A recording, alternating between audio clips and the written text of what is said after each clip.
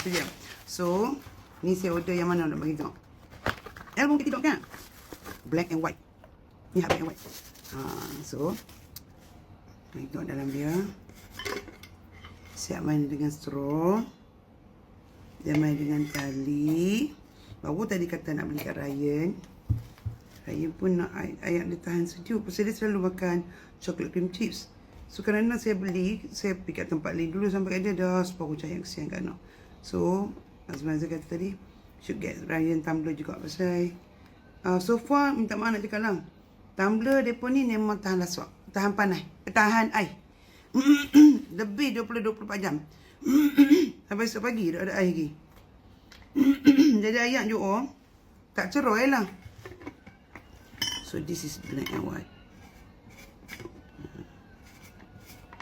Kena tengok betul-betul ya, seller yang betul pasal ada setengah seller dia bagi macam tumbler tu juga tapi dalam tak ada yang besi tu.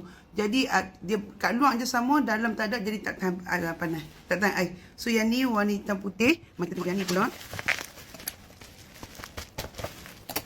Dia mula pada saya join event lah. Saya nak kenal ada tumbler yang this is a very so me yang mana I like the animal because I can get this for Ryan lah, senang. But Ryan tak kena temo ni pula. Mami, why it looks so like animal, man? I don't like. But ni senang. Pada Bali mampu habis. Kotak 1,000 macam ni. So this one when I get you a Starbucks. Okay. Cantik lah. So kalau you nak, okay, you dapatkan di bag ni, dia siap main dengan aksesori lagi. So nak gantung benda ni, gantung tak mana? Gantung benda ni di mana? Dekat sini ke? Kalau kat sini nanti nak tutup tak boleh. Boleh lah. Boleh. So kita letak kat sini. Lawa lah. So senang. Azman saya punya warna hitam semua. Dari seller yang sama juga saya beli. So kalau you nak dapat beg kuning lah, saya bagi saya sambung buat bunga ni elok. Seriously, tolong beli.